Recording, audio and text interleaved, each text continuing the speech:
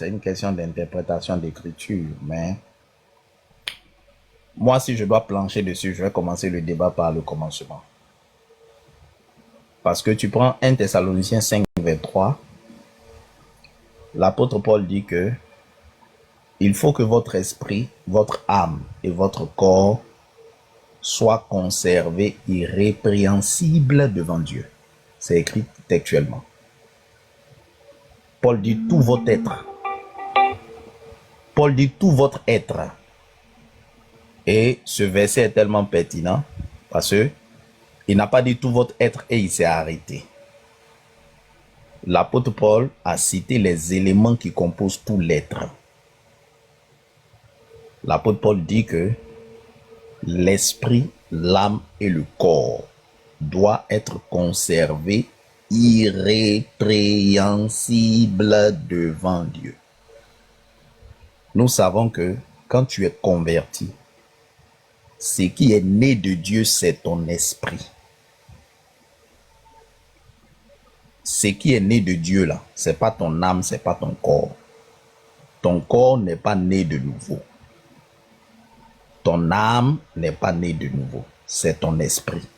La Bible dit que ils ne sont pas nés de la volonté de la chair ni du sang, mais de Dieu. Or, Dieu est esprit.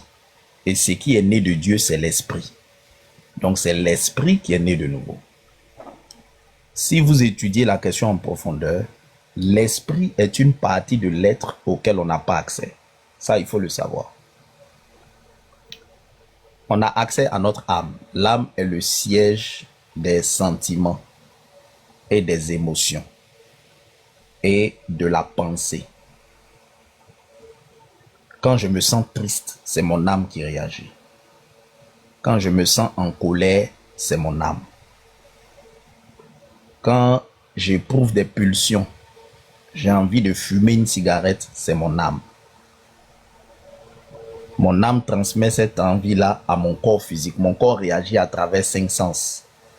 Ce que je vois, ce que j'entends, le toucher, ainsi ce que je peux sentir. Donc notre esprit est né de nouveau, mais l'âme et le corps, non. Donc Paul va expliquer que maintenant que vous êtes né de nouveau, vous devez être transformé dans votre intelligence. Romains 12, verset 2. Ne vous conformez pas au siècle présent, mais soyez transformés dans votre intelligence.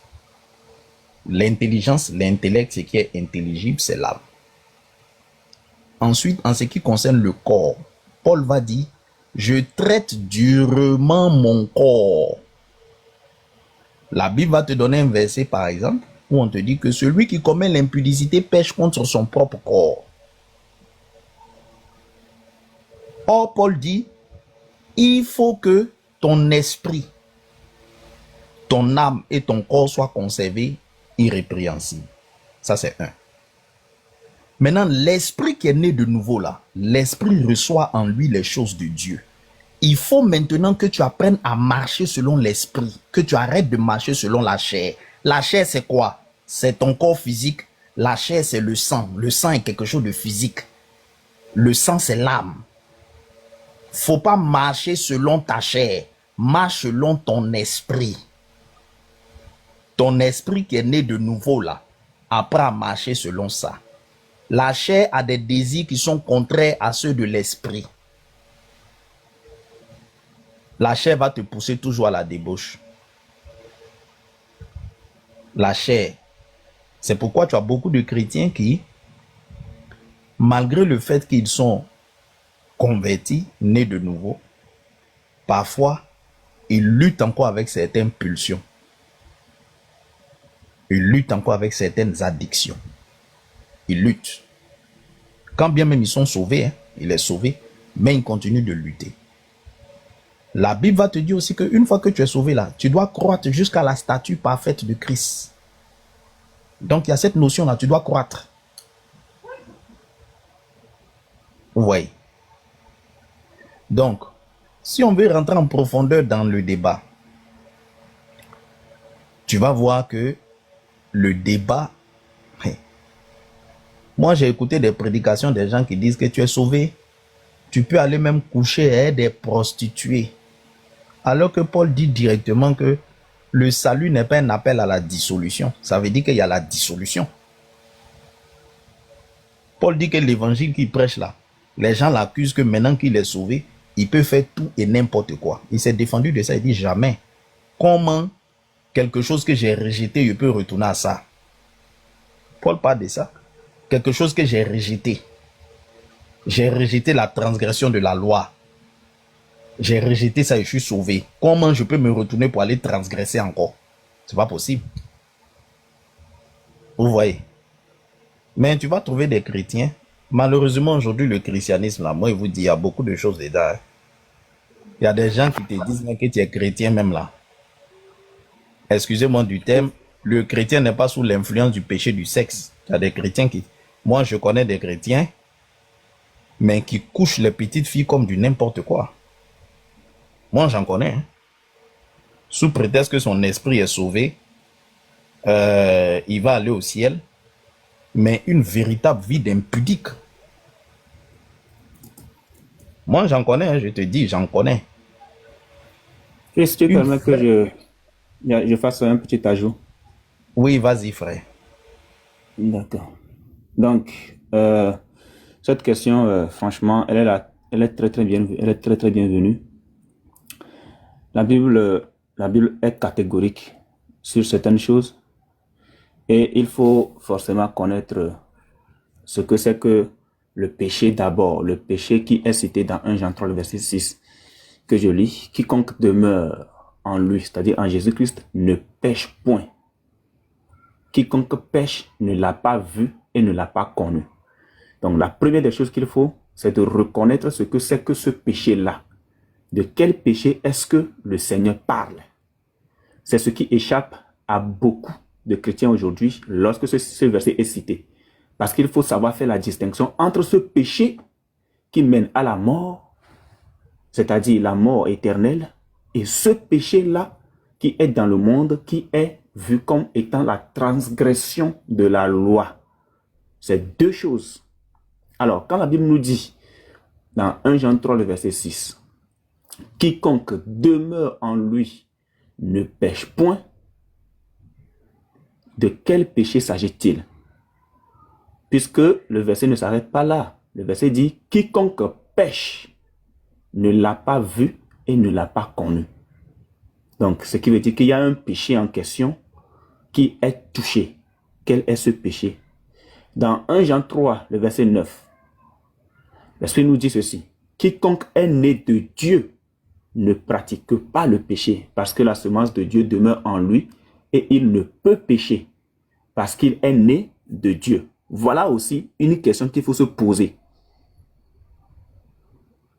On est d'accord? Donc jusque-là, il faut d'abord toucher les péchés en question. Même chose. On nous dit que nous savons que quiconque est né de Dieu ne pêche point. Mais celui qui est né de Dieu se garde lui-même et le malin ne le touche pas. Donc, je vais prendre le cas du premier point, c'est-à-dire le 1 Jean 3, le verset 6 qui nous dit que quiconque demeure en lui, c'est-à-dire en Jésus-Christ, ne pêche point. Quiconque pêche ne l'a pas vu et ne l'a pas connu. Donc, ça, c'est ce qui nous intéresse. On est d'accord? C'est là que se pose ta question, non, le frère? C'est là que se retrouve ta question. Bien aimé. Oui, effectivement. Merci beaucoup. Maintenant, qu'est-ce qu'il faut comprendre? Le Seigneur va nous expliquer quelque chose dans Jean 16. Dans Jean 16, à partir du verset 8 à 9, que je vais te lire. Attends, je prends ça. Dans Jean 16, à partir du verset 9, la Bible nous dit ceci. Je le prends à partir du verset 8. La Bible nous dit, « Et quand il sera venu, il convaincra le monde en ce qui concerne le péché. » Parlant du consolateur, la justice et le jugement. Ici, ce n'est pas les péchés. Quand il sera venu, il convaincra le monde en ce qui concerne le péché, la justice et le jugement. Quel est ce péché en question? Frère, le péché que le chrétien ne commet pas, c'est parce qu'il a déjà vaincu ce péché-là. C'est le fait de ne pas avoir cru en Jésus-Christ comme étant sauveur et seigneur. Ça là, le véritable chrétien ne peut plus jamais pécher pour ça. Dès que tu crois en Jésus-Christ comme étant ton sauveur et Seigneur, tu as vaincu ce péché-là. C'est de ce péché-là qu'il est question. Le musulman est pécheur. Le bouddhiste est pécheur. Tous les Kiang sont pécheurs. L'Illuminati est pécheur. Comment il s'appelle-t-on? Les francs-maçons sont pécheurs. Les athées sont pécheurs. Les kémites sont pécheurs. Mais est-ce que toi, en tant que chrétien, ayant accepté le Seigneur Jésus-Christ, est-ce que tu pêches? Frère, tu crois en Jésus-Christ? Mon bien-aimé, effectivement, je crois en Jésus-Christ. Tu ne pêches point, frère. Tu ne pêches point. Voilà en réalité le péché dont on parle. Il y a un péché qui mène à la mort. La Bible va nous le dire clairement. Regarde ce que le Seigneur dit. Dans 1 Jean 5, le verset 16 à 17. 1 Jean 16. Attends, je prends 1 Jean 16. Qu'est-ce que je dis là? 1 Jean 5, 16 à 17. Pardon.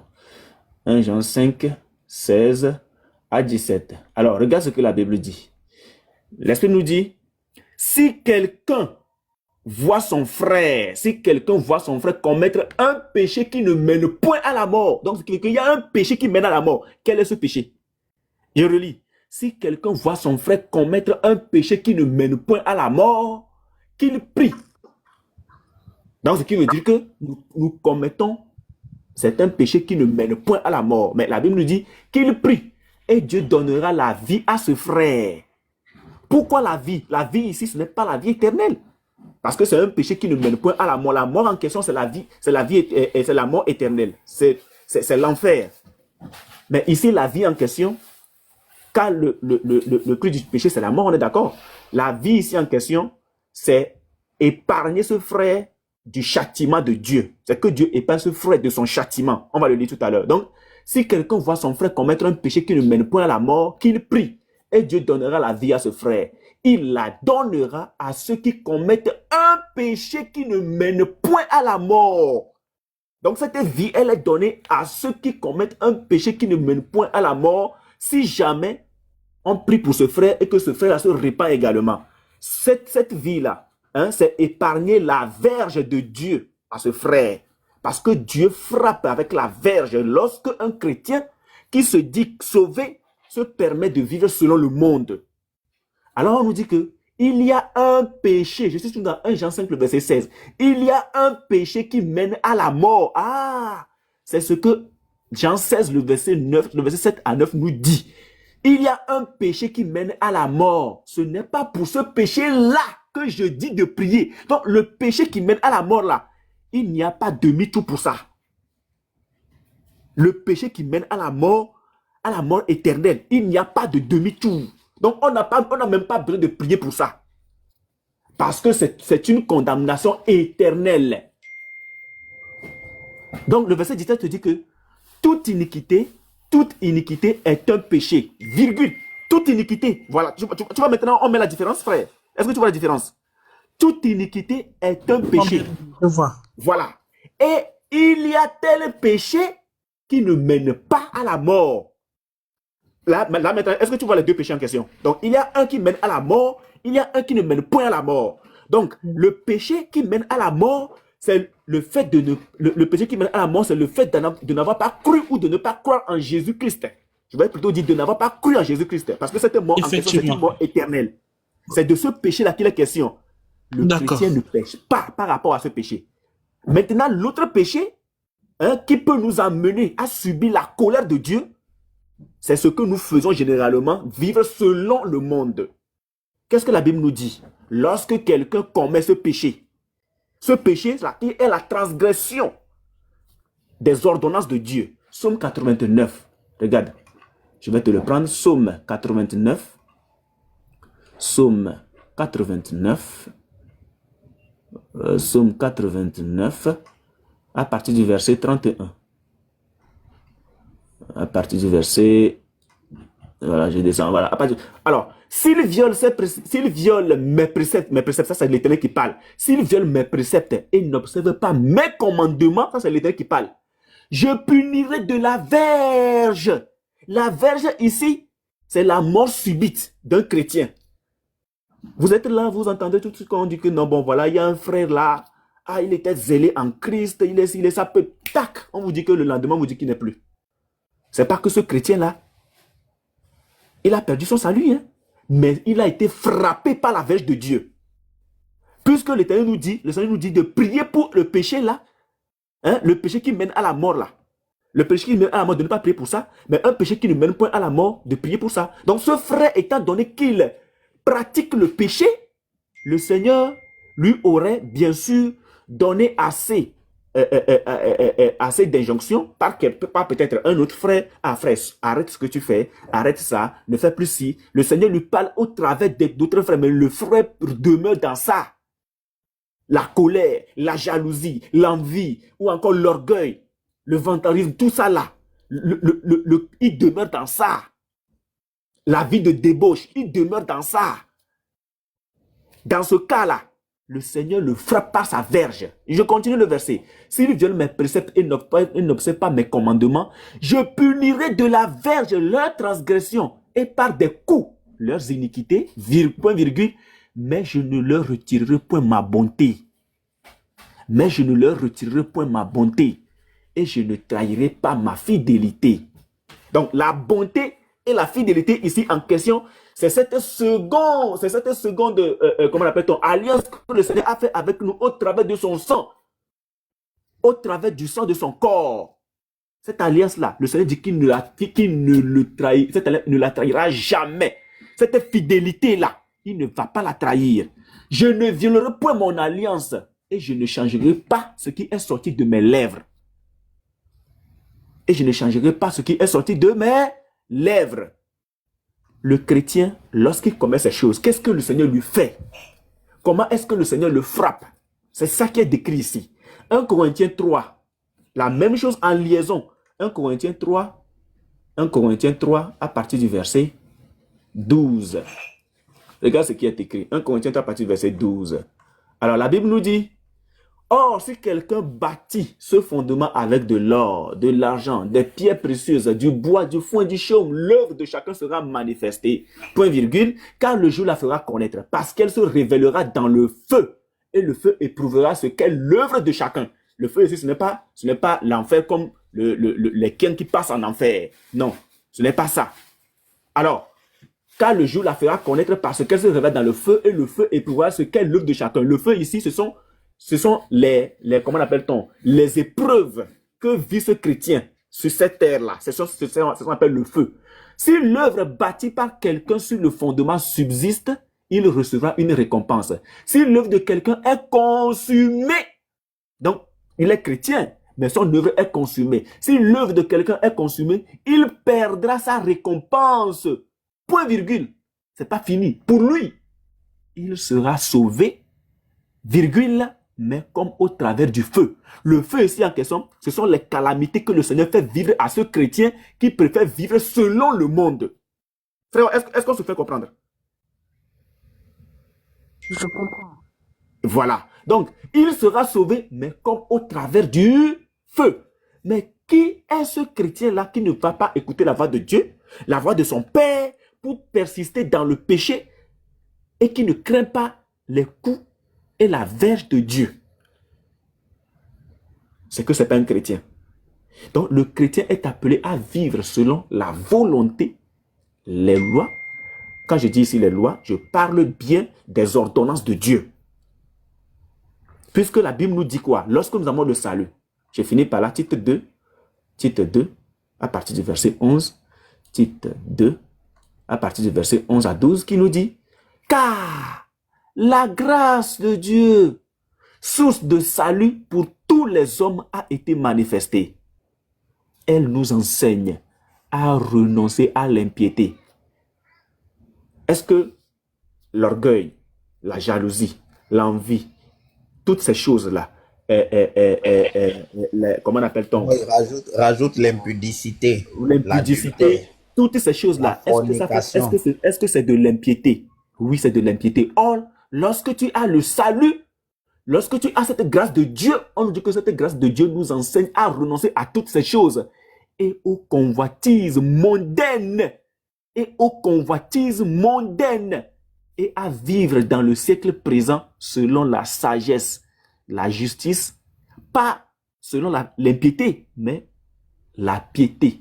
Et à vivre dans le siècle présent selon la sagesse, la justice et la piété. Tous ces 3 points doivent nous amener à nous éloigner de tout ce qu'il y a comme impiété, de tout ce qu'il y a comme abomination aux yeux de Dieu.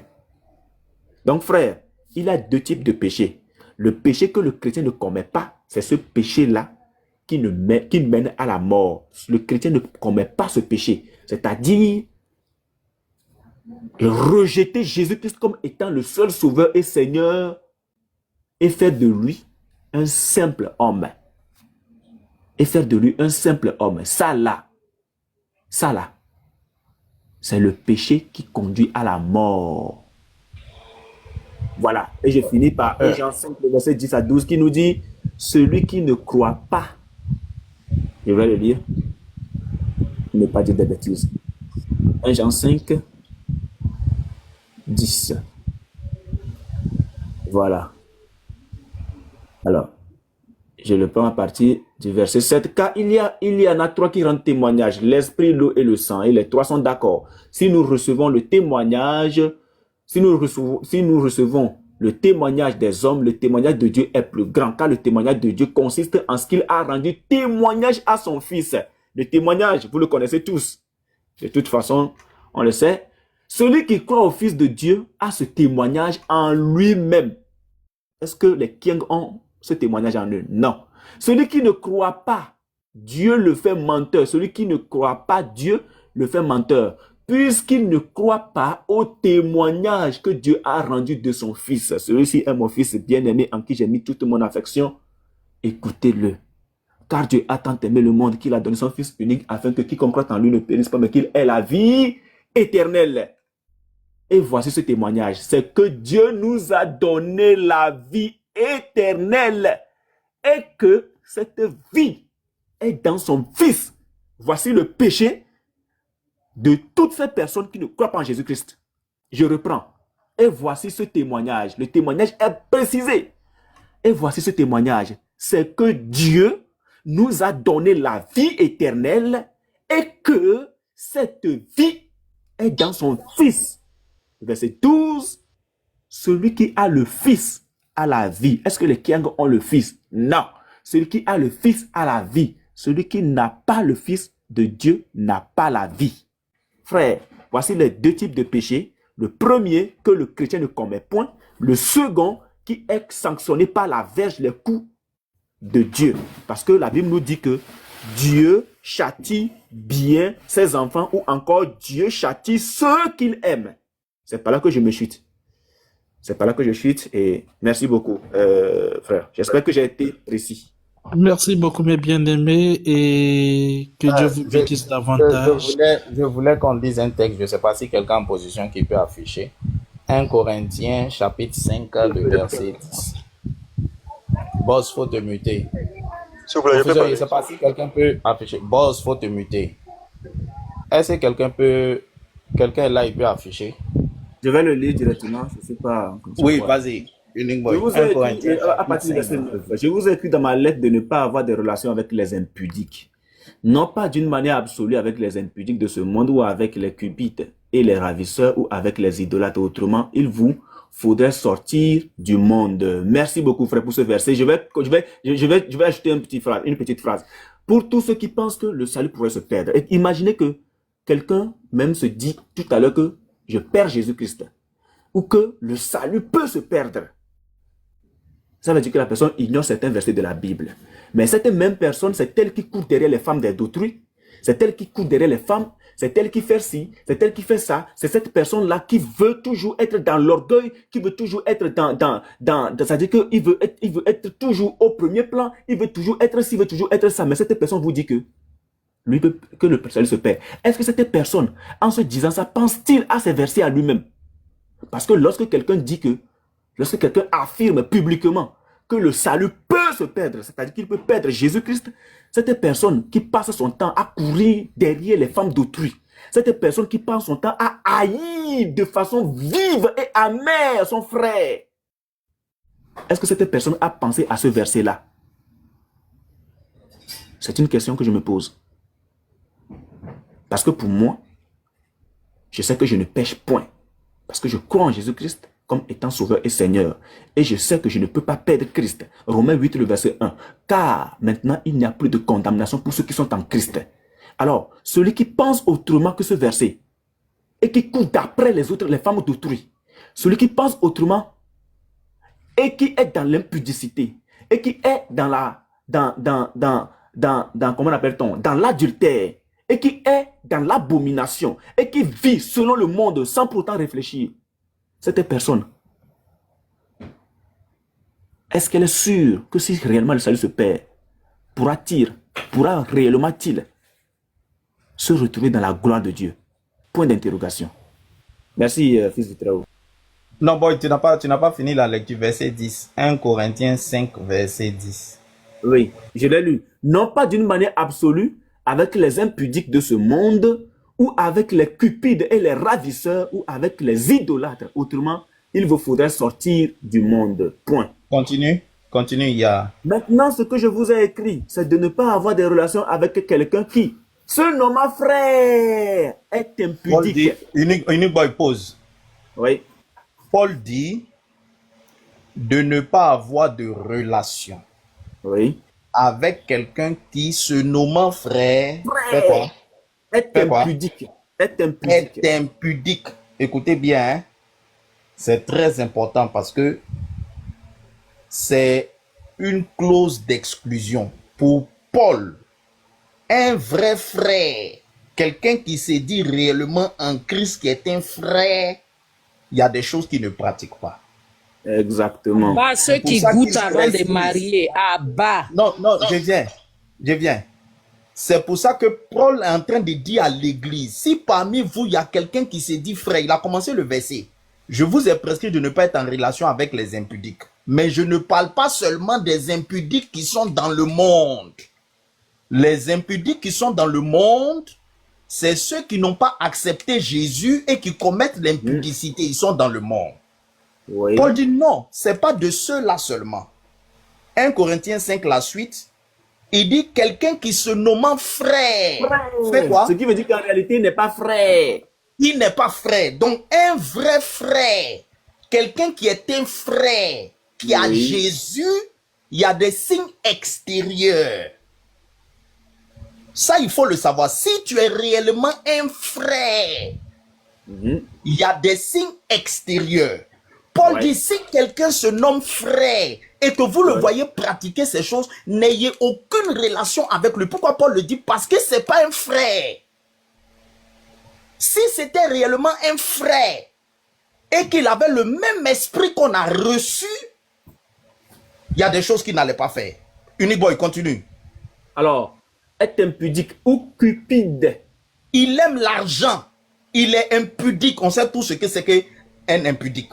C'est-à-dire que son œuvre première, sa mentalité première, c'est l'argent. L'argent. Il aime l'argent. On continue. Il préfère l'argent avant l'évangile. Il préfère l'argent avant même ceux-là même ce qu'il appelle ses frères. Il préfère être avec l'argent plutôt que être avec des personnes qui sont dans le même combat que lui. On continue. Voilà. Ou idolâtre. Idolâtre. On continue. Voilà. Idolâtre ici met encore l'amour de l'argent dedans. Parce que l'amour de l'argent aussi, c'est de l'idolâtrie. Abandonner l'œuvre de Dieu pour s'accrocher à de l'argent, c'est de l'amour de Dieu, c'est de l'idolâtrie. Voilà. Ou on continue. Outrageux. Outrageux. Il y a des gens qui sont outrageux, insolents. Manquer de respect aux gens, ça ne leur dit rien. Voilà. Outrager les autres, pour eux, c'est comme de l'eau. Pourtant, il s'est dit chrétien. Hein? Il s'appelle frère, il est sauvé. Jésus est Dieu. Il croit en Jésus. Il a reconnu Jésus comme son sauveur. Paul dit, si vous voyez quelqu'un qui se nommant frère fait ces pratiques-là, nous qui sommes les vrais frères, là, Paul dit de ne pas avoir de relation avec lui. C'est-à-dire que c'est ce que les gens... C'est ce qu'il y a... Voilà, outrageux, c'est quelqu'un qui passe son temps à insulter. Voilà. Son propre frère. Comme les musulmans là, quoi. Voilà. C'est ce qui a donné lieu dans l'église à ce qu'on appelle l'excommunication. Le fait d'être excommunié. On va aller plus loin. Hein? On ira plus loin. Parce que vous allez comprendre qu'en réalité, Oui. si quelqu'un, l'esprit de Christ là, il y a des signes extérieurs. Si tu as reçu Jésus, il Oui. y a des signes extérieurs. Parce que quand tu reçois Jésus, on ne peut pas savoir que tu l'as reçu. C'est intérieurement que tu le reçois. Si, Claire. excusez-moi du thème, si ta bouche était penchée, ta bouche va rester penchée. Si ton pied, tu avais mal au pied, ton pied va toujours te faire mal. À moins que Jésus n'était guéri miraculeusement. Si tu étais noir, tu ne vas pas devenir blanc. Mais Paul est en train de dire, si vous connaissez quelqu'un qui se nomme frère, et vous voyez ces pratiques-là dans sa vie, il est impudique, il est cupide, il est outrageux. C'est parce que, vous voyez, l'Esprit de Dieu, quand ça descend en toi, ça produit des fruits automatiquement. Exact. Et ce sont les fruits-là qui attestent que tu l'as reçu. Ce n'est pas le fait de dire dans ta bouche que tu l'as reçu. Hein. Merci beaucoup, frère. T'es clair. Ce n'est pas le fait de t'arrêter devant les gens confesser. Je crois Ouais. que Jésus est vraiment sauveur. En réalité, seul Dieu sait qui est réellement converti. Mais nous qui ne voyons pas ce qui s'est passé dans ton esprit, là, par ta vie, on peut savoir si tu es converti. Clair. Donc, quelqu'un qui est converti, qui ne vit pas d'une certaine façon, par là, nous savons que non, il n'est pas bien converti. Merci. Et parce qu'il n'est pas bien converti, Paul vous dit, n'ayez pas une relation avec lui. Un chrétien, moi je vais insister. Pourquoi j'insiste sur l'impudicité? Parce que le péché du sexe est en train de détruire l'église. La Bible dit, ni les impudiques ne verront le royaume de Dieu. Clair. Mais pourquoi on a parlé que des frères même? Mais il y a aussi les sœurs. Oui, bon, Il y a tu sais aussi que les quand on dit femmes. comme ça, tu sais que quand on Voilà. dit comme ça, tout est dedans. Voilà, tu vas, Mais tu vas. ils vont dire que non, qu'elles sont... Non, c'est pas les garçons seulement. Tu as raison, tu as raison. Les sœurs aussi. Voilà, tu peux Oui, être dans le corps de Christ. attends, je vais appuyer. Attends, je vais appuyer aussi. Oui, Les appuie sœurs, bien. les Voilà. sœurs, les sœurs Voilà. qui sont dans la fornication, Fornication, l'impudicité, Dans l'adultère. L'adultère. dans ici, l'adultère. Ce n'est pas Tu seulement n'es pas- aller. Ce n'est pas Fils seulement du aller. Très-Haut. Fils du Très-Haut, pardon, mets-moi modo là. Il y a un musulman qui m'insulte Djandjou là, pardon. Ouais, je t'ai mis modo depuis, je t'ai mis modo. Mettez son corps en enfer, pardon. Je t'ai mis modo. Donc, Non, non, je donc, ne suis pas. Hein. la Faut bien femme- Oui, regarder. Sidi Boy, Tu es appuie femme sur les mariée. sœurs. Tu Appuie es sur les femme sœurs. mariée. Oui, voilà, tu es femme mariée, tu convoites la femme, le mari d'un autre homme. Tu es femme mariée, tu sors, tu tombes sur ton mari et tu rentres. Tu es femme mariée et toi, toutes tes pensées, c'est de poursuivre un homme. Soit disant. Ça là, tu n'es pas converti. Tu n'es pas converti. Voilà. Donc les Tu peux pas frères, seulement aux frères. vous voyez chrétien, un chrétien qui selon lui, Jésus est Dieu. Jésus est Dieu, oui, c'est bien beau. C'est bien beau. Jésus est Dieu, on a compris. Ça là, toi tu as dit dans notre bouche, nous on ne sait pas ce qui est dans ton cœur. Ce que nous on voit là, c'est la manière dont tu vis. Ce que nous, on est être humain là. La Bible dit que vous croyez que Dieu existe, il fait bien. Le diable aussi le croit et il tremble. Le Seigneur même est allé, il dit, c'est pas tous ceux qui m'appellent Seigneur, Seigneur qui rentreront. On dit dans les derniers temps, il y a des gens qui vont lui dire, n'avons-nous pas guéri des malades dans ton nom? Moi, j'ai l'habitude, quand j'enseigne ça, je dis, mais vous pensez que quelqu'un qui allait prendre fétiche, qui allait voir un marabout qui lui a donné une puissance, si Jésus vient devant lui, il aura le courage de regarder Jésus et puis dire, c'est en ton nom que j'ai guéri? Non, il ne peut pas dire ça. Il sait que c'est fétiche, il allait prendre. Il sait que c'est Zangbeto, il ne peut pas dire ça. Donc, de qui parle ce verset? Ce verset va parler de quelqu'un qui se nomme frère. La grâce de Dieu s'est manifestée dans sa vie. Quand il priait pour les malades guérissaient. Donc, il était convaincu que si Jésus vient, il s'en va. Donc, lui, là, quand il va voir Jésus, il va se mettre devant. C'est lui qui va dire, mais Seigneur, quand je priais pour les malades guérissaient, non? Le Seigneur va lui dire, arrière de moi. Vous qui commettez quoi? L'iniquité. Iniboy a parlé de l'impiété. Oh, qui s'est démuté? Collectif. On va continuer le texte. Oh, qui s'est démuté là? Collectif. Beaucoup d'interrogations. Voilà. Unique Boy va continuer la lecture. Donc, les sœurs et les frères qui sont dans l'église, qui sont des impudiques patentés. J'insiste là-dessus parce que j'ai vécu une scène chez moi là-bas. Un frère, mais qui couche les filles en désordre. C'est-à-dire les dégâts qu'il a fait dans le groupe musical, c'est pas du jeu. Le frère aussi, il est beau, avec une belle barbe bien entretenue là. Mais il a framponné dur. Il a framponné dur, le frère. La Bible nous dit, 1 Corinthiens 5, 10, 11. Si vous voyez un frère, Paul dit, je vous ai écrit de ne pas avoir des relations avec les impudiques. Non pas seulement ceux qui vivent dans le monde, mais ceux qui se nomment frères pratiquent l'impudicité là. N'ayez pas de relations. Boy, continue. Donc les sœurs aussi, Boy m'a rappelé, les sœurs, l'adultère, on a parlé de la cupidité, l'idolâtrie, l'outrageux. Boy, on continue, Boy. Voilà. Ou idolâtre, ou outrageux, ou ivrogne. Ivrogne, le gars c'est un soulard.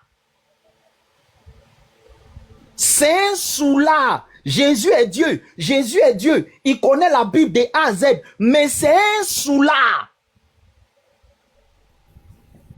C'est-à-dire que son corps n'est pas encore crucifié. Il adore l'alcool. Il se lime jusqu'à il est die. Il dort. Paul dit de ne pas avoir des relations avec un tel frère. C'est clair. Boy, on continue. Ou ravisseur. Ravisseur. Quelque chose ne lui appartient pas, il arrache. Merci.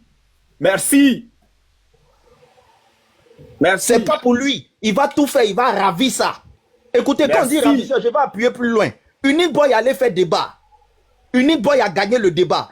Il va tout faire pour s'attirer la gloire. Il va ravir l'odeur et la gloire d'Unique Boy. Non, c'est moi qui lui ai donné les versets là. Sinon, Unique Boy même, il connaissait quoi? C'est moi, il est préféré. Si vous voyez que Unique Boy est fort comme ça, vraiment. Parce que souvent, on ne voit que le côté superficiel. On ne voit pas la subtilité. Tu es un ravisseur. Tu es un ravisseur. On continue, Unique Boy. De ne pas même manger avec un tel homme. Vous voyez, Paul va loin. Il dit un tel frère qui fait ça, faut pas même manger avec lui. C'est trop fort. C'est trop fort. C'est très fort. Voilà pourquoi les chrétiens, vous devez faire très attention.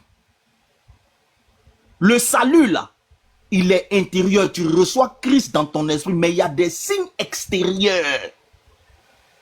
Et si tu ne manifestes pas les signes extérieurs, nous qui sommes les frères qui te voyons, on est en droit de douter. On doit se demander, mais lui là, est-ce que c'est le même esprit qu'on a reçu qu'il a reçu? Parce que tout arbre porte les fruits. Tu ne peux pas être branché au même arbre que nous on est branché, et puis toi tes fruits sont différents.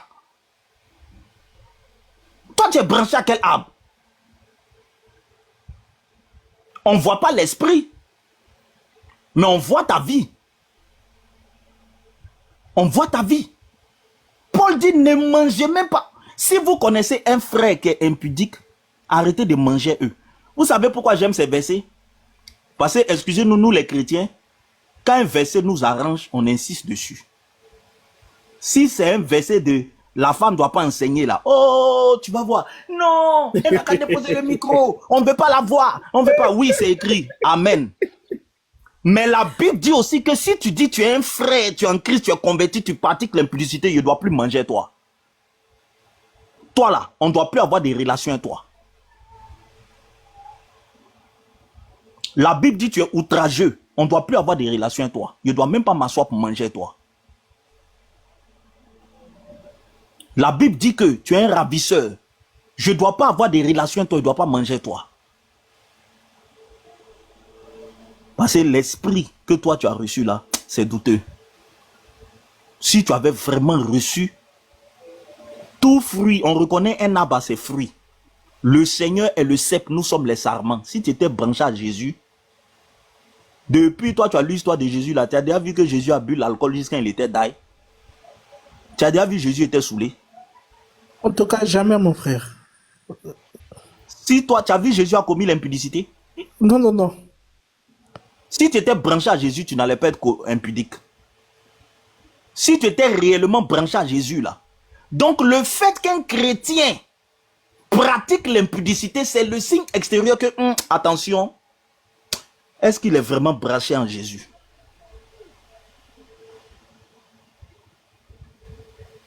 Parce qu'un bon chrétien, il y a des actes quand tu poses. Vous savez, c'est l'esprit qui parle. L'esprit même va te parler. L'esprit va te dire que ce que tu es en train de faire là, non, c'est pas possible que tu fasses ça et puis tu sois en paix. C'est pas possible. Vous voyez, c'est pour ça que c'est quasiment impossible qu'un chrétien pratique ce genre de choses. Parce que l'esprit, le Saint-Esprit qui est en lui. La Bible dit que celui qui pratique l'impudicité, il pêche contre son corps. Or, votre corps est le temple du Saint-Esprit. Et quiconque détruit le temple du Saint-Esprit, le Saint-Esprit le détruira.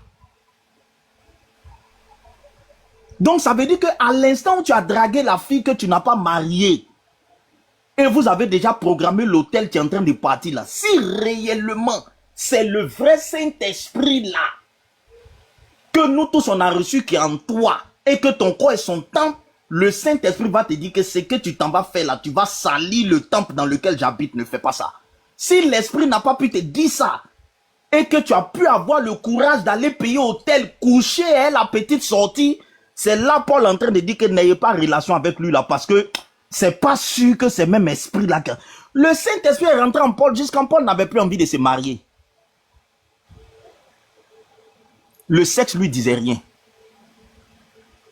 Toi, tu as reçu quel Saint-Esprit, et puis quand tu vois fesses des femmes, toi, tu trembles là. Tu n'arrives pas à te contrôler là. Vous voyez, Galate parle des fruits de l'esprit. On reconnaît un arbre à son fruit. Donc, quand quelqu'un dit là, le Saint-Esprit en lui, c'est bien beau. Ouais, j'ai le Saint-Esprit. Ouais, tu as fini de parler très bien. Si réellement tu as le Saint-Esprit, produis les fruits, on va voir. C'est ce que Jean a dit aux pharisiens. Où venez vous baptiser là, produisez les fruits dignes de repentance. On ne voit pas les fruits là. Toi, tu as le Saint-Esprit, tu es impatient. Tu n'as pas l'amour, tu es impertinent. Toi, c'est quel Saint-Esprit qui agit en toi? C'est quel esprit qui agit en toi et puis ça ne produit aucun fruit? C'est quel esprit qui agit en toi et puis l'esprit là ne te donne pas le pouvoir de te contrôler, d'avoir la maîtrise de toi? Toi, tu es sûr que tu as l'esprit de Dieu? Quelqu'un qui a l'esprit de Dieu, il a la maîtrise de soi. Comment toi tu fais pour avoir à la fois l'esprit de Dieu et de ne pas être capable de te maîtriser? Il y a un truc qui ne marche pas. Il y a un truc qui ne... Si tu l'avais réellement, tu peux pas dire que tu as bu bissap et puis ta langue n'est pas rouge. C'est quel bissap toi tu as bu? Toi tu as bu quel bissap et puis ta langue n'est pas colorée? Tu as mis bissap là dans tes narines ou bien? C'est pour ça que les frères, nous devons faire très attention. Nous devons faire très attention. Christ là, quand il est en toi, il t'impose une façon de vivre. Et c'est cette façon de vivre là qui atteste que Christ est en toi. C'est pas le bavardage que tu fais là. C'est pas les déclarations que tu fais là. C'est pas ça. Non. Les déclarations là. Vous pensez que les lèvres c'est quoi? On connaît l'islam. L'islam, si tu mets un pistolet sur sa tête, il peut confesser que Jésus est Seigneur tout de suite. Le Coran l'autorise à faire ça. Mais quand il va finir de confesser, s'il est chrétien. Est-ce qu'il est chrétien? Donc beaucoup sont chrétiens des lèvres, mais ils n'en ont pas les fruits extérieurs. Beaucoup sont chrétiens sur la bouche. Beaucoup sont frères dans la bouche, mais ils n'en ont pas la vie. C'est pour eux que Paul a écrit ce verset. Il dit, si quelqu'un vous dit qu'il est frère et que vous constatez ces choses-là dans sa vie, c'est un faux frère. N'ayez pas de relation avec lui. Ne mangez pas avec lui. Ne mangez même pas lui. Parce que si c'était un vrai frère, vous n'allez pas voir l'impudicité. Vous n'allez pas voir l'outrage. Vous n'allez pas voir la cupidité. Vous n'allez pas voir l'idolâtrie. Vous n'allez pas voir que c'est un ravisseur. Vous n'allez pas... Voilà les signes. Vous allez voir que vraiment, voilà. Son comportement m'atteste que lui là, il est vraiment... C'est un frère. Je me reconnais en lui. C'est un frère de lumière. Voilà, c'est un frère de lumière. Mais il est chrétien. Jésus est Dieu. Matin, midi, soir, il récite la Bible. Mais les samedis matin là, il prend sa bouteille de gin, il se lime, il est saoulé puis il dort. Un soulard, chaque samedi, lui, il prend une bouteille de Jack Daniel, il framponne ça et puis il dort. Chaque samedi, lui, il est die. Chaque samedi, lui, il est ivre. Hein? Chaque samedi, lui, il est ivre. Faut pas, on va mettre un peu de musique seulement. J'ai donné ma vie à Jésus, pas qu'au fou. Il va prendre un vin, il va se limer, il est die et puis il dort. Chaque samedi, j'ai donné ma vie à Jésus, et puis il prend le vin, il tape ça, il est die et puis il dort. Chaque samedi, lui, il est ivre. Chaque samedi, lui, il est saoulé. Chaque samedi, il y a une nouvelle petite groupe musical. Il lime ça correct, elle s'en va. Lendemain, il prend la présidente du groupe musical. Il lime ça correct, elle s'en va. Paul dit, lui là, c'est pas un frère. En d'autres termes, si c'est pas un frère, il n'est pas converti. Si c'est pas un frère, c'est que vraiment il n'est pas converti. Voilà ce que, bon, j'en suis si frère, mais tout ce que j'ai dit pour les frères, c'est valable pour les sœurs. Voilà, faut pas unique boy va tirer mes oreilles encore. Voilà. Si c'était un frère, une sœur, dans son comportement, tu allais savoir. C'est pourquoi vous savez, il y a beaucoup de témoignages de gens qui ont converti les gens par leur comportement. Il habite dans une cour commune. Il n'annonce même pas Jésus. Il vit seulement avec les gens. Il vit avec les gens. Et un matin, ses voisins viennent lui demander, frère, excuse-moi, tu es chrétien? Et puis il dit, oui, je suis chrétien. Il dit, je savais. Parce que la manière dont tu te comportes là, ça, vraiment, c'est chrétien seulement. Tu es ici, tu es célibataire. Bon, on n'a jamais vu les filles défiler ici. Bon, tu es toujours à part, tu es dans ton coin. Ta manière de faire les choses, hein? Et vraiment, on voit, non, on savait, nous-mêmes, on était dans la cour ici, on parlait. Toujours, on disait que lui, là, vous allez voir ça, là, c'est les évangéliques, là. Ça, c'est un chrétien. Lui, là, il est chrétien. Donc, toujours, on dit, on va venir te demander. Pourtant, il n'a jamais ouvert sa bouche pour dire à quelqu'un, Jésus t'aime, hein? Il n'a jamais ouvert sa bouche pour dire à quelqu'un, Jésus t'aime. Sa vie, tu regardes sa vie seulement, tu sais qu'il y a une différence entre lui et le monde. Lui, là, il est dans un autre royaume. Il ne se conforme pas au siècle présent. Il est totalement différent parce que son royaume n'est pas le royaume de la terre. Donc, chrétiens, faisons attention. Le salut véritable, là, quand tu es sauvé, c'est pas dans ta bouche que tu le dis. C'est dans ta vie qu'on voit que tu es sauvé. Voilà. Celui qui dit qu'il est sauvé et qui n'en a pas la vie, parce que Christ c'est une vie, hein, il n'est pas sauvé. S'il était sauvé, il allait manifester. Voilà. Tu ne peux pas être sauvé et tu ne manifestes pas. C'est pas possible. C'est pas possible. Voilà. Ça, c'est impossible même. Oui, un chrétien, bon, de temps en temps, dans ta marche avec Christ, ok, un petit mensonge, on a serré ton cou quelque part, tu as eu peur, tu as menti, hein, tu es parti déposer demande de visa, on t'a demandé, est-ce que le bulletin de salaire là, c'est pour toi? Tu dis oui, c'est pour moi. Oh, c'est le bulletin du professeur, tu voulais le visa, tu as fait ça. Ouais, mais, vous voyez ce que Paul a cité là, non? Impudicité, outrageux, ravisseur, idolâtre, ivrogne. Ivrogne, là, il faut qu'on insiste dessus parce qu'il y a beaucoup de chrétiens saoulards. De plus en plus, il faut qu'on prêche. Il y a beaucoup de chrétiens, chaque week-end, ils sont saoulés. Tu vois sa bouche même là. Il suffit de regarder ses lèvres. Il a l'érythrose. En médecine, on appelle ça l'érythrose. Vous savez, quand quelqu'un a l'habitude de boire, l'aspect de son visage change. Les signes de l'alcool. Et ça, si on teste son foie, tu vas voir que son foie est très souvent soumis à l'alcool. Donc, quand tu vois sa bouche, tu vois que ça, c'est un ivrogne. Voilà. Lui-même, dans le quartier, on rend témoignage que c'est un impudique. Il est là, il n'est pas marié. Un mougousseur fin. Elle est là, elle n'est pas mariée. Une mougousseuse. Une mougousseuse.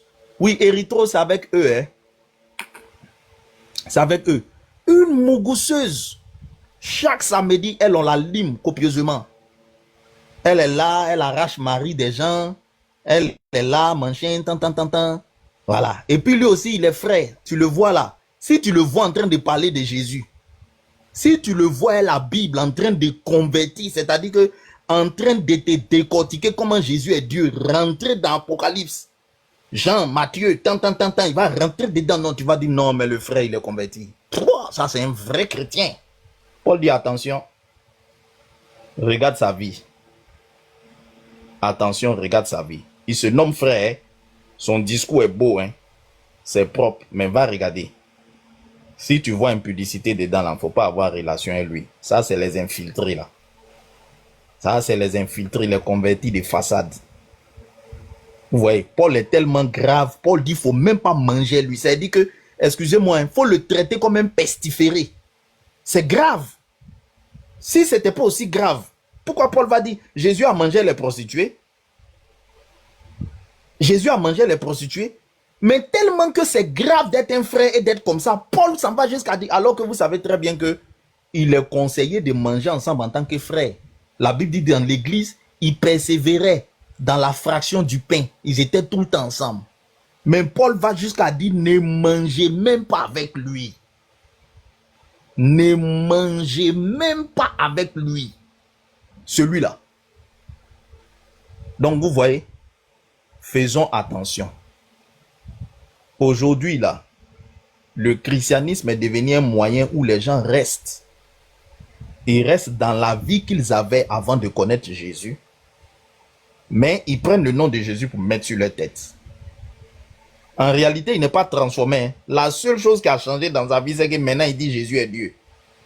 Hier, il disait que Jésus n'était pas Dieu. Mais aujourd'hui, il dit Jésus est Dieu. C'est la seule chose qui a changé. Mais à part ça, il était sous là avant, il est toujours sous là. Il était impudique avant, il est toujours impudique. Il était menteur avant, maintenant même il ment même comme il respire. Avant il aimait l'argent, maintenant là, oh! Il t'a prêté 1000 francs, tu n'as pas remboursé. C'est là tu vas voir que 1000 francs est plus important que l'homme. Il va serrer ton cou, jusqu'en enfer. Tu vas comprendre. La seule chose qui a changé sur lui là, c'est qu'avant il disait que Jésus n'est pas Dieu. Maintenant, il dit Jésus est Dieu. Sinon, tout le reste, là, c'est la même chose. Et lui, là, il s'appelle frère. On dit, tu es quitté des ténèbres pour venir à la lumière. C'est de quelle ténèbres, toi, tu es quitté pour venir dans quelle lumière? Tu es dans la même ténèbres, là. La seule chose qui a changé, c'est que tu es dans les ténèbres, mais cette fois-ci, tu dis que Jésus est Dieu dans les ténèbres. Mais Satan aussi dit que Jésus est Dieu, il est dans les ténèbres et puis il dit Jésus est Dieu. Vous pensez que Satan, c'est pas que Jésus est Dieu? La véritable confession là, si vraiment tu dis Jésus est Dieu, tu quittes les ténèbres, tu viens à la lumière. Dans la lumière où on est là, il n'y a pas impudicité dedans. Il n'y a pas adultère. On n'est pas ivrogne. On n'est pas outrageux. L'esprit que nous on a reçu là, ça nous donne la maîtrise de soi, la tempérance. Ça nous donne la bienveillance. L'esprit que nous on a reçu là, ça nous donne l'amour. L'amour que nous on a là, ça ne soupçonne pas. Ça pardonne tout. Ça supporte tout. Maintenant, toi, ton amour que tu as reçu du même Jésus que nous on prêche là, pour toi, elle est comment? Pour toi, elle est comment? Donc, frères chrétiens, faisons beaucoup attention. Voilà. Termine la lecture. Termine la lecture et puis je te laisse. Ouais, j'ai dit l'amour que nous on a reçu là, ça pardonne tout. Voilà. Ça ne soupçonne pas. Ouais. Voilà, ça pardonne, ça aime l'autre comme soi-même.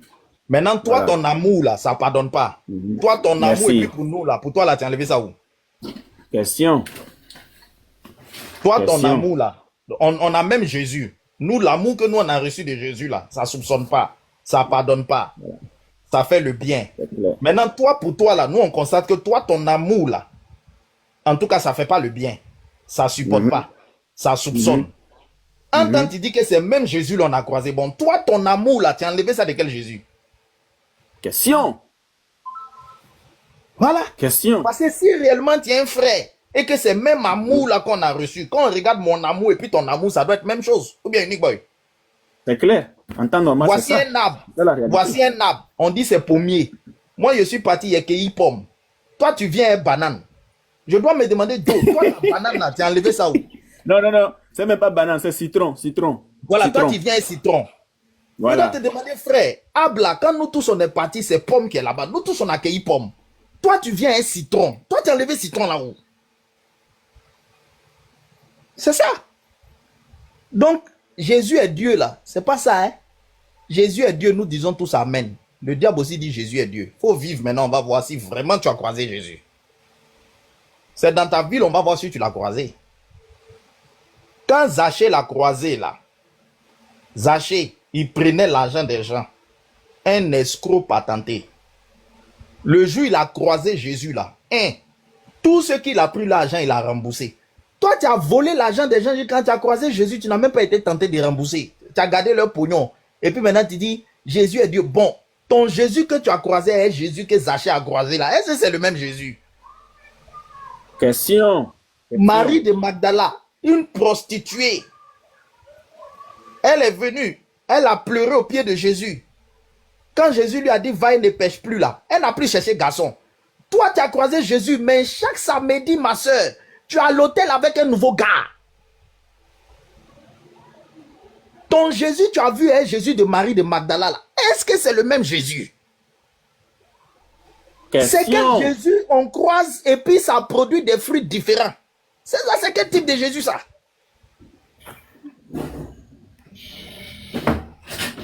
Un Jésus qui produit des gens qui sont sanctifiés, ils mènent une vie vraiment correcte, ils ne souillent pas leur corps, vraiment ils sont corrects. Et puis un autre Jésus qui produit des impudiques, des soulards, des adultères. C'est quel Jésus?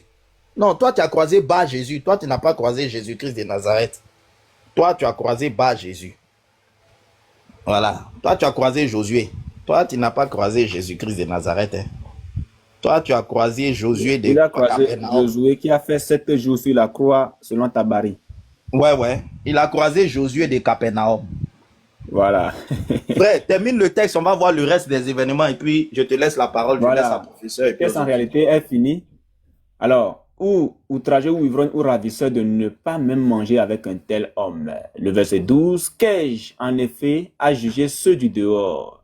N'est-ce pas ceux du dedans que vous avez à juger? Point d'interrogation. Pour ceux du dehors, Dieu les juge. Ôtez le méchant du milieu de vous. Amen. Voilà, donc Paul termine en disant que lui, il s'en fout des gens du dehors. Il n'a pas à les juger.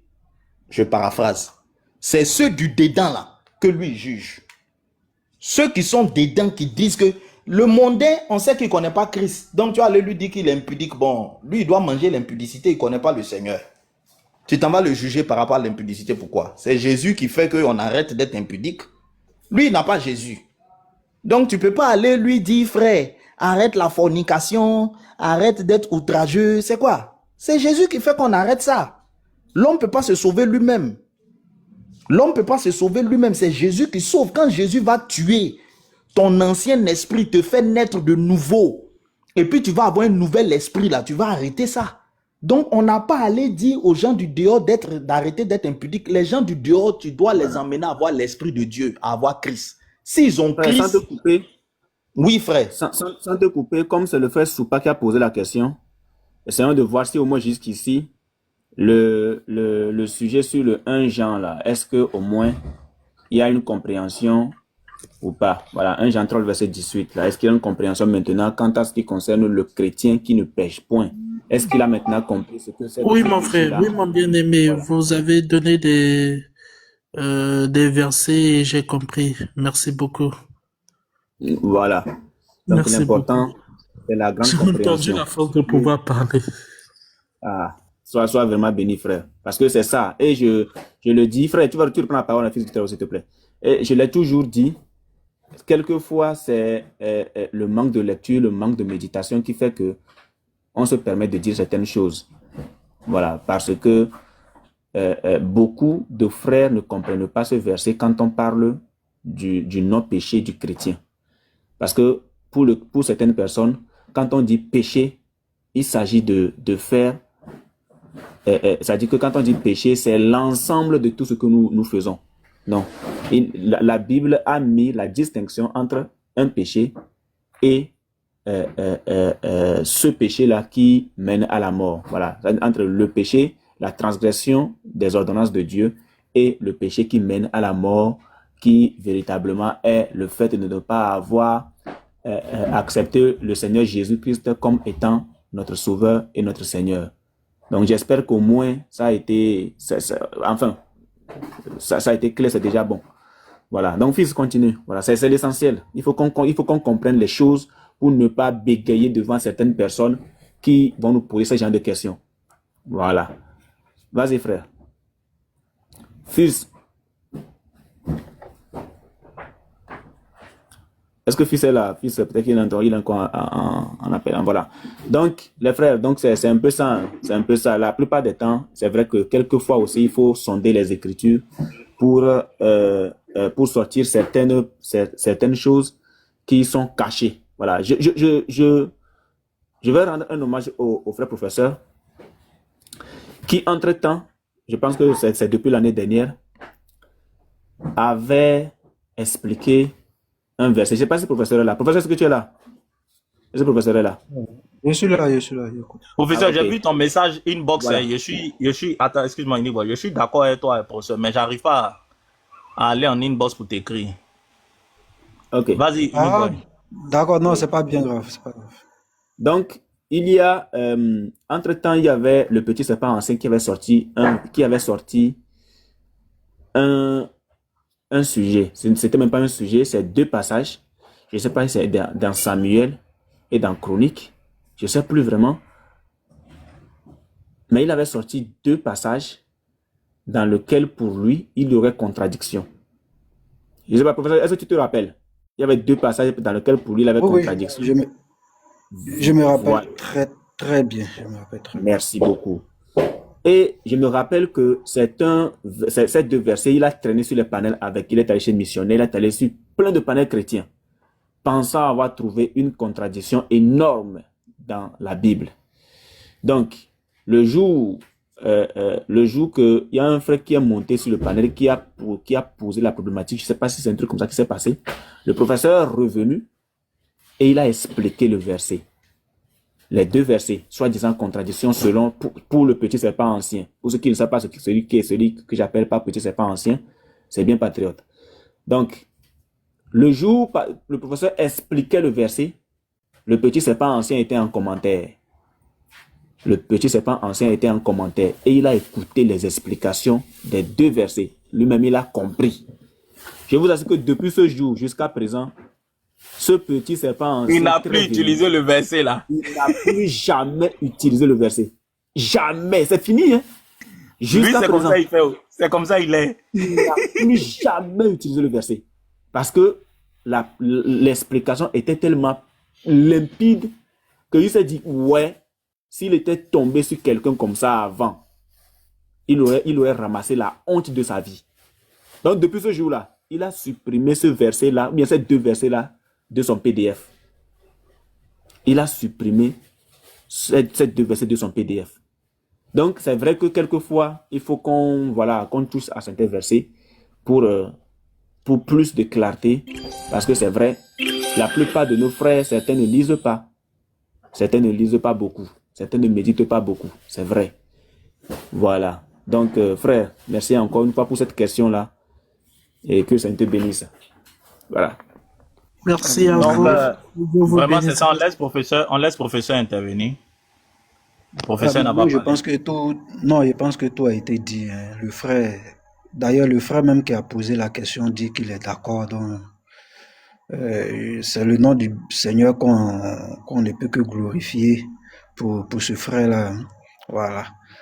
Effectivement, comme Enoch Boy l'a dit, et je me rappelle, il était sur un live et il y a quelqu'un qui a voulu sortir ça. Il a dit à son frère, non, ça, là, faut laisser tomber, faut laisser tomber. Sur un autre live, hein, je me souviens Ah bien. bon? Ah bon? Oui, Fallait- oui, il oui, fallait oui, rec, oui, oui, frère. je me souviens bien. Il fallait rec. Donc, j'ai rec, mais il y a tellement de rec dans mon téléphone que ça, c'est pour chercher. Sinon, j'ai rec, j'ai rec. Il a dit à son frère, non, ça, là, faut laisser tomber, laisse tomber. Voilà, donc. Propre même. Non, moi-même, ce jour-là, honnêtement, j'ai trop apprécié l'explication. C'était trop limpide. C'était Ça trop veut dire que limpide. c'est rentré. Si lui-même il dit à son frère, il faut laisser tomber, c'est Oh, que c'est au départ, rentré. quand le professeur a commencé, il a commencé par ricaner. Il mettait les icônes de rire là. Hein, les smileys, les stickers de rire, là, il mettait ça. Mais quand le professeur est rentré en profondeur et a sorti maintenant, c'est-à-dire que les points clés qui le rendaient aveugle, il a vu clair. Le gars a été délivré. Il a été délivré même. Voilà. C'est comme ça qu'il faut faire avec eux. Voilà. Ça, on n'a même pas eu besoin de faire débat. Le professeur n'est pas allé lui demander débat. Oui, oui, Voilà. pas besoin de faire des débats.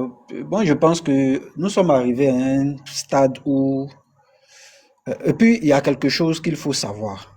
Hein, c'est que c'est pas parce que tu as posé une question, parce que ça, j'ai fait la remarque aujourd'hui, c'est ce qui se passe. C'est pas parce que tu as posé une question, peut-être à professeur n'a pas pu répondre, que tu vas penser que tu te tiens dans la vérité. C'est absolument faux. Je pense que la plupart des musulmans commettent cette erreur-là. Et ça, c'est vraiment grave. C'est pas le fait de poser une question et que peut-être un chrétien n'a pas pu répondre ou bien plusieurs chrétiens n'ont pas pu répondre que ça fait peut-être de l'islam une vérité. Non, c'est faux. La Bible est complexe. Ça, moi-même, je le reconnais parce que il y a des choses, quand je lis, qui me font douter, hein, souvent. Ça me plonge. Mais je dis, mais comment ça peut se faire? Mais comme moi, je suis beaucoup curieux. J'aime la profondeur. Ça, faut le dire. Moi, j'aime la profondeur. Donc, je vais commencer par analyser ce test-là pour dire non, la Bible est la parole de Dieu. Si ce test semble vraiment bizarre, c'est que Dieu a caché quelque chose quelque part, quoi. Il y a un truc, c'est-à-dire, soit il y a un petit mot qui nous échappe, qui fait que on pense que c'est une contradiction. Il doit avoir quelque chose quelque part. Donc, je vais commencer à analyser ces tests-là dans leur profondeur. Et même, je prends beaucoup d'avis. Je vais appeler certaines personnes pour demander comment tu comprends ce test. Je vais même approcher des juifs pour leur poser ces questions-là. Parce que pour moi, Dieu ne peut pas commettre d'erreur. Et s'il y a une ambiguïté, il y a toujours une réponse quelque part. Et c'est ce que Dieu demande. Dans Actes, c'est bien dit. Dieu veut que tous les hommes le cherchent, bien qu'il soit près de nous.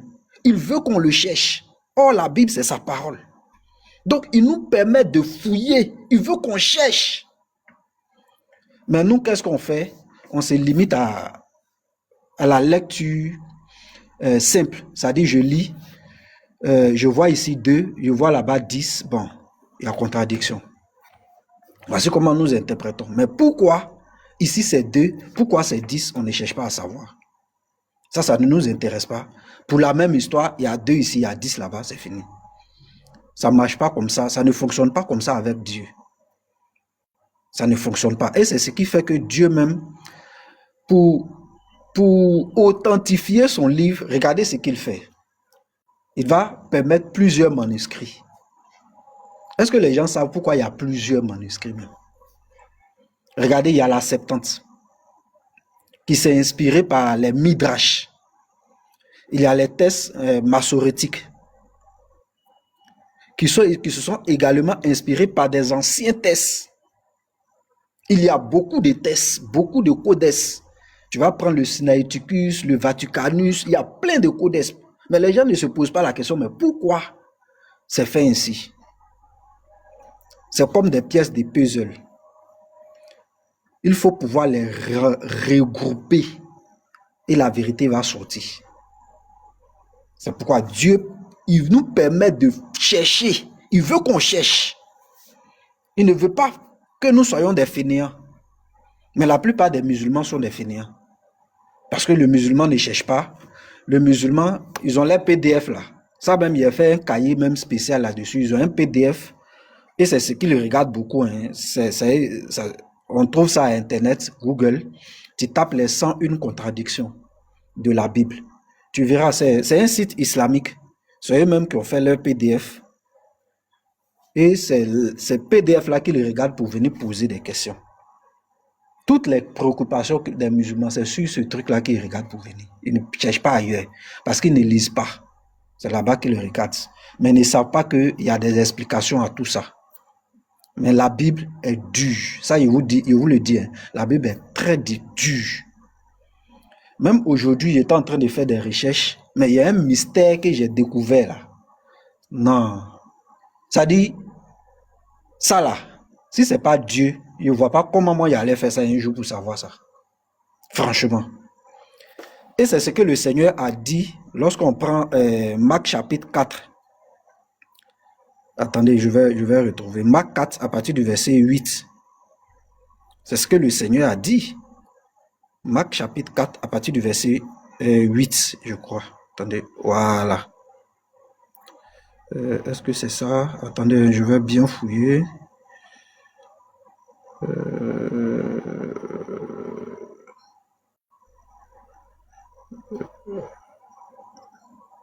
Voilà. Je vais commencer au verset 10. Lorsqu'il fut en particulier, ceux qui l'entouraient avec les 12 l'interrogeaient sur les paraboles. Il leur dit, c'est à vous qu'a été donné le mystère du royaume de Dieu. Mais pour ceux qui sont dehors, c'est voilé. Il y a un voile. Pour ceux qui sont dehors, il y a un voile. Donc, le mystère du royaume de Dieu, là, c'est un paquet. Ça contient beaucoup de mystères à l'intérieur. C'est pourquoi l'apôtre Paul va nous dire, je pense que c'est dans Éphésiens chapitre 3, le mystère caché de tous les temps, c'est que les païens participent au salut, c'est qu'ils soient co-héritiers de Christ. Ça, c'est un mystère. Ça, c'est le plus grand mystère. Et ça, comme je l'ai dit, je suis en préparation. Je ne sais pas si les frères vont participer à ça, mais je suis en préparation pour faire peut-être des lives une fois dans la semaine. Ça sera seulement enseignement. Ça dit, on peut prendre peut-être le chapitre de Matthieu 1, la généalogie du Seigneur, donner tous les détails possibles concernant cette généalogie-là. Tout ce qui se cache à l'intérieur. Pourquoi Matthieu choisit par exemple de prendre 14 générations? Pourquoi pas 15? Pourquoi il ne choisit pas 16? Ça aurait pu être 16. Mais pourquoi ce n'est pas 10? Pourquoi il y a des noms qui sont sautés? Tout ça, lorsque ça va commencer, les détails seront, c'est-à-dire des lumières vont sortir par rapport à ça. Et je pense que ça va vraiment édifier les frères. Il y aura également le fait de traiter les contradictions apparentes, c'est-à-dire les supposées contradictions de la Bible. Tout ça, nous allons les traiter. Voilà, dans toute leur profondeur. En fait, tout ça, c'est pour vraiment affermir la foi de nos frères, que je le ferai. Il y a même des frères qui m'avaient écrit en inbox, qui avaient voulu que ça se passe en inbox, mais je vais le faire pour tous. La possibilité sera donnée à chacun de poser toutes sortes de questions sur la Bible. Je ne dis pas que nous connaissons tout, nous connaissons en partie, mais nous allons quand même apporter des éclaircies par rapport aux préoccupations des frères. Et à côté de ces lives-là, il y aura des lives de fouettage, notamment les lives du fils du Très-Haut, Unique Boy, Pasteur Ménard, voilà. Ces lives-là, ça c'est pour les fouettages.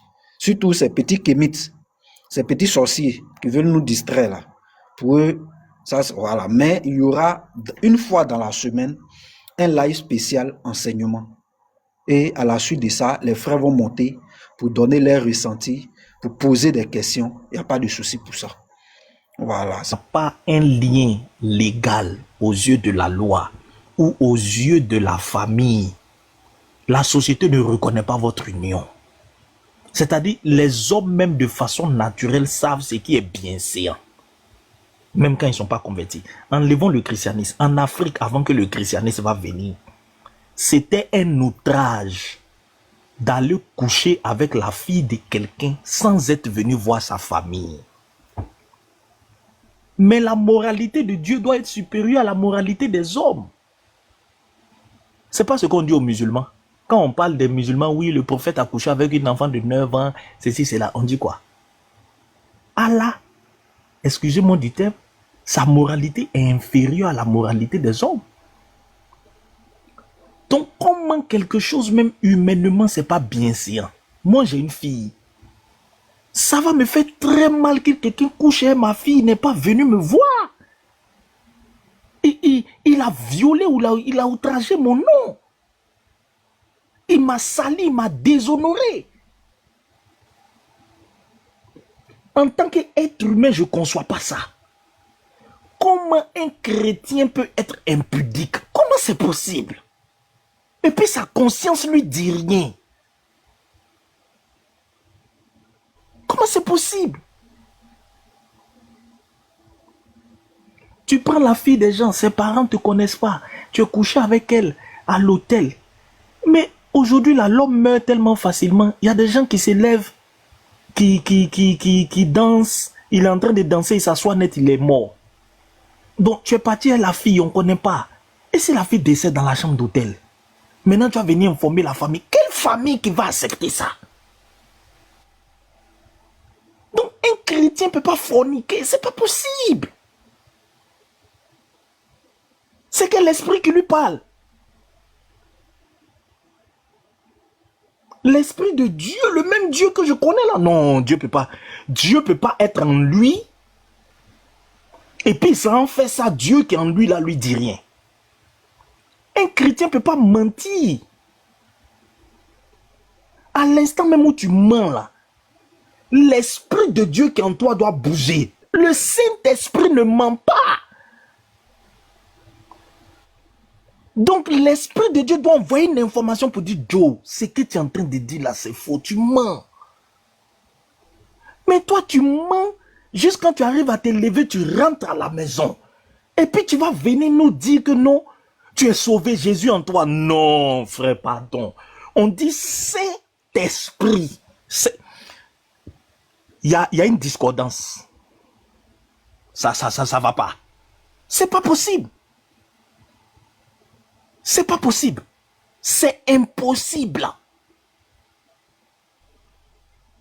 C'est impossible. Tu vas partir à la maison là, tu vas te sentir mal. La nuit là même, tu vas pas dormir. La chose va te dire que Joe, tu as menti à ton patron. Hein. Regarde, tu es chrétien même là, tu t'en vas acheter quelque chose. Le gars se trompe de monnaie. Il doit te donner 3000 francs. Il t'a donné 3500. Un chrétien authentique, tu n'es pas à l'aise. Automatiquement, tu vas sentir qu'il y a quelque chose en toi qui est en train de te déranger. Qui te pousse, donne sa monnaie. Donne sa monnaie. Donne sa monnaie. Donne sa monnaie. Si tu n'arrives pas à donner la monnaie, que tu arrives à rentrer à la maison, il y a un problème.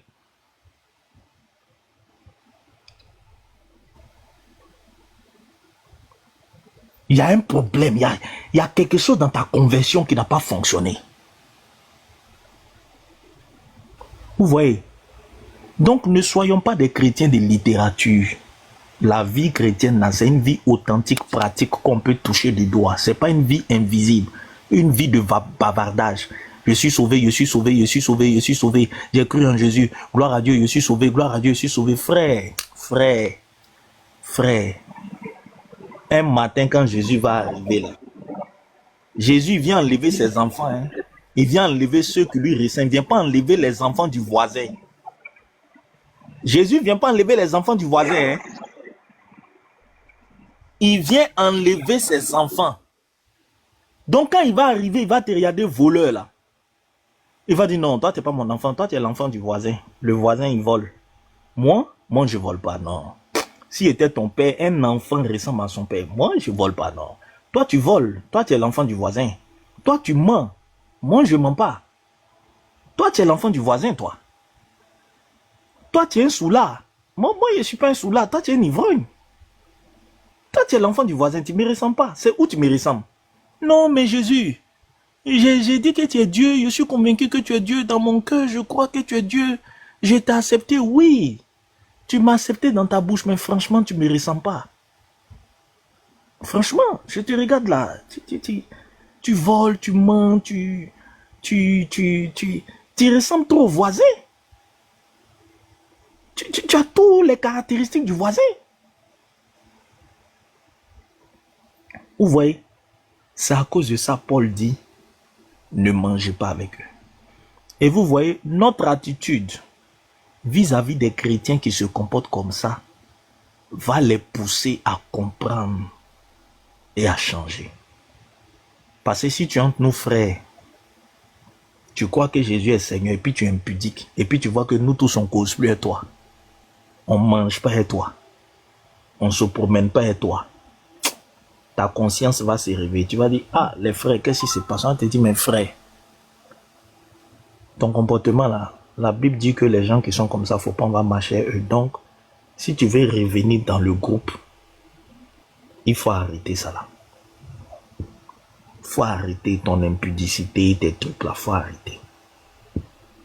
Il faut arrêter ça. Voilà. Et vous voyez comment Paul dit se nommant frère. J'aime trop Paul quoi. C'est-à-dire que Paul, il n'a pas dit s'il y a parmi vous des frères. C'est-à-dire il ne reconnaît même pas leur statut. Il dit il se nomme. C'est-à-dire c'est eux-mêmes ils ont pris le nom là pour mettre sur eux. Sinon lui il ne les reconnaît pas. Vous voyez, lui il ne les reconnaît pas comme frère. Il dit s'il y a parmi vous des personnes se nommant frère. Se nommant frère. C'est-à-dire que c'est eux-mêmes ils s'appellent comme ça. Vous voyez. Donc, produisez des fruits dignes de votre conversion. Ne vous abandonnez pas. Paul dit, je traite durement mon corps. Paul, hein, le même Paul, il dit quoi? Je traite durement quoi? Mon corps. Il n'a pas dit, je traite durement mon esprit. Hein? Je traite durement mon corps. Je traite ça dur. Je maintiens ma chair assujettie. Je traite ça dur. Romains 12, 2, il dit, soyez renouvelés dans votre intelligence. Ne vous conformez pas au siècle présent, mais soyez transformés, soyez renouvelés. Je traite durement mon cœur, de peur que, il dit de peur que, après avoir moi-même prêché aux autres. Vous voyez ce verset-là? Il faut qu'on le lise. Oh, professeur, je ne sais pas si tu es là, si tu es en place. On dirait toi aussi tu n'es pas en place. Les frères, je vous écoute. Hein? J'ai une petite message au travail là, je vais descendre. Encore pour une fois, les sages fichent très haut comme d'habitude. Hein? Donc vraiment, ça m'a beaucoup épaté. Donc les frères chrétiens, soyons sereins. Les sœurs aussi, soyons